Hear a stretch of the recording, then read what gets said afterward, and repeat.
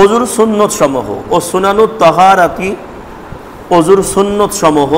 Number 1, গসলুল ইয়াদাইনি সালাসান, গসলুল ইয়াদাইনি সালাসান ক্বাবলা ইদখালিহিমাল ইনাআ ইযা ইসতাইকাযা মুতাওয়াদ্দি মিন নাওমিহি।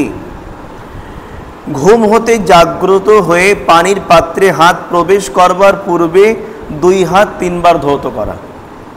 কোনো ব্যক্তি ঘুম থেকে জাগলো, তো ঘুম থেকে জাগার পরেই যেন পানির পাত্রে আগে হাত না লাগায়।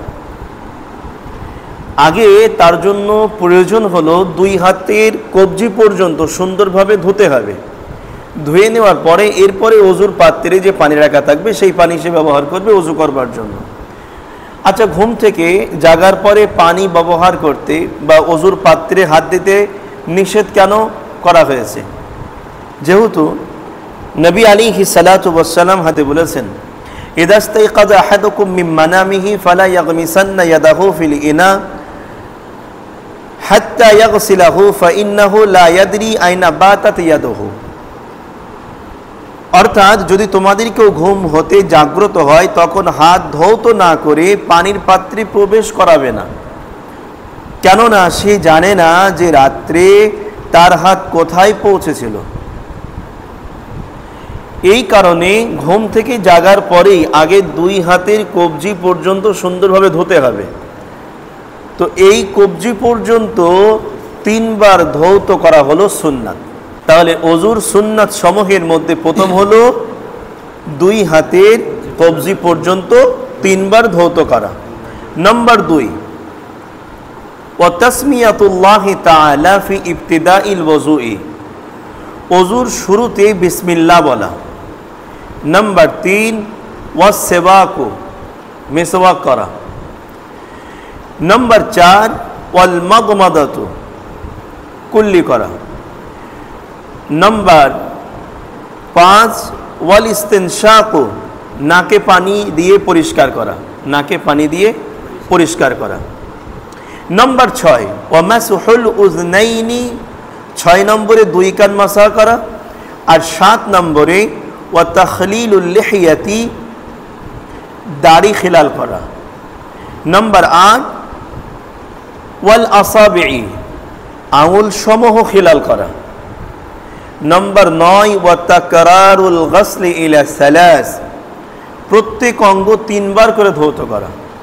এই যে অঙ্গগুলি ধৌত করার ব্যাপারে এখানে বর্ণনা করা হয়েছে, প্রত্যেকটি অঙ্গকে 3 বার করে ধৌত করতে হবে।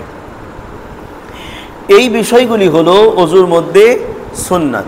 তাহলে অজুর সুন্নাত 1 নম্বর, হাতের কবজি পর্যন্ত 3 বার ধৌত করা। নাম্বার 2, অজুর শুরুতে বিসমিল্লাহ পড়া। নাম্বার 3, মিসওয়াক করা। নাম্বার 4, কুলি করা। নাম্বার 5, নাকে পানি দিয়ে পরিষ্কার করা। নাম্বার 6, 2 কান মাসাহ করা। নাম্বার 7, দাড়ি খিলাল করা। নাম্বার 8, আঙুল সমূহ খিলাল করা। নাম্বার 9, প্রত্যেক অঙ্গ 3 বার করে ধৌত করা। এর অনেক বিস্তারিত বর্ণনা রয়েছে। যেমন হাত ধোয়ার কয়েকটা নিয়ম রয়েছে, যে কখন কখন হাত ধুতে হবে। হ্যাঁ, এই প্রসঙ্গে হাত ধোয়ার কতগুলি নিয়ম, এই নিয়মের ভিতরে 4টি নিয়ম বর্ণনা করা হয়েছে। কয়টি? 4টি নিয়ম। 1 নম্বর, দিনে হোক বা রাতে হোক নিদ্রা হতে উঠলে সর্বসম্মতিক্রমে হাত ধৌত করা ওয়াজিব। তবে অজুর প্রয়োজন ছাড়া হাত ধৌত করা মুস্তাহাব। যদি অজু করতে যাই তখন সর্বসম্মতিক্রমে হাত ধোয়াটা হলো ওয়াজিব, কিন্তু অজু যদি না করে তখন ধোয়াটা হলো মুস্তাহাব। নাম্বার 2, সাধারণভাবে হাত অপবিত্র হলে ধৌত করা ওয়াজিব, আর অপবিত্র না হলে ধৌত করা সুন্নাত। নাম্বার 3, ধৌত করবার সময় 2 হাত কনুই সহ ধৌত করা সুন্নাত। আবার বলছি, ধৌত করার সময় 2 হাত কনুই সহ ধৌত করা সুন্নাত। নাম্বার 4, 3 বার ধৌত করা সুন্নাত। 3 বার ধৌত করা সুন্নাত। এবং মিসওয়াক করা, মিসওয়াক করার কথা রাসূলুল্লাহ সাল্লাল্লাহু আলাইহি ওয়াসাল্লাম এর হাদিস থেকে প্রমাণিত। ইমাম শাফি আলাইহির রহমান নিকটে, মাসলাকে শাফিতে, শাফি মাযহাবে মিসওয়াক প্রতি নামাজের সময় সুন্নত বলা হয়েছে। বলা হয়েছে যে শাফিদের মতে মেসওয়াক সালাতের সুন্নত, অর্থাৎ নামাজের সুন্নাত। অতএব প্রত্যেক নামাজের পূর্বে মেসওয়াক করতে হবে, ওযুর পূর্বে নয়, কিন্তু নামাজের পূর্বে। তারা দলিল হিসাবে বলেন যে রাসূলুল্লাহ সাল্লাল্লাহু আলাইহি ওয়াসাল্লাম বলেছেন, লাউলা আন আশুক্কা আলা উম্মতি লা আমারতুহুম বিসসিওয়াকি ইনদা কুল্লি সালাতিন। অর্থাৎ যদি আমি আমার উম্মতের ওপরে কষ্টকর মনে না করতাম, তবে প্রত্যেক সালাতের সময় মেসওয়াক করার নির্দেশ দিতাম। একথা হুজুর বলেছেন যে প্রত্যেক নামাজের সময় যদি আমার উম্মতের জন্য একটা কষ্টকর বিষয় না হতো, আমি মেসওয়াকের নির্দেশ দিতাম যে তোমরা নামাজের সময় মেসওয়াক করো। কিন্তু হানাফিদের মতে মেসওয়াক ওযুর সুন্নাত, নামাজের সুন্নত নয়। প্রসঙ্গে বর্ণনা করা হয়েছে যে তারাও দলিল হিসাবে উল্লেখিত হাদিসটি পেশ করেন, অর্থাৎ হানাফি মাসলাকের মানুষরাও উক্ত হাদিসটি পেশ করেন। তবে তারা বলেন যে ইনদা কুল্লি সালাতিনের মধ্যে ওযু শব্দ উল্লেখ রয়েছে।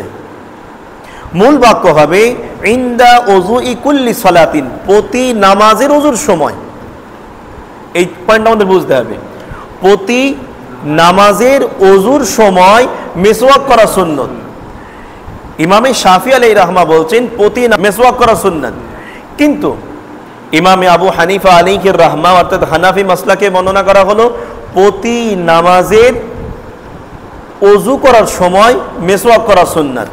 তাহলে বোঝা গেল মাসলাকে হানাফিতে ওযু করার সময় মেসওয়াকটাকে সুন্নত করা হয়েছে, নামাজের সময় মেসওয়াক করা সুন্নত বর্ণনা করা হয়নি।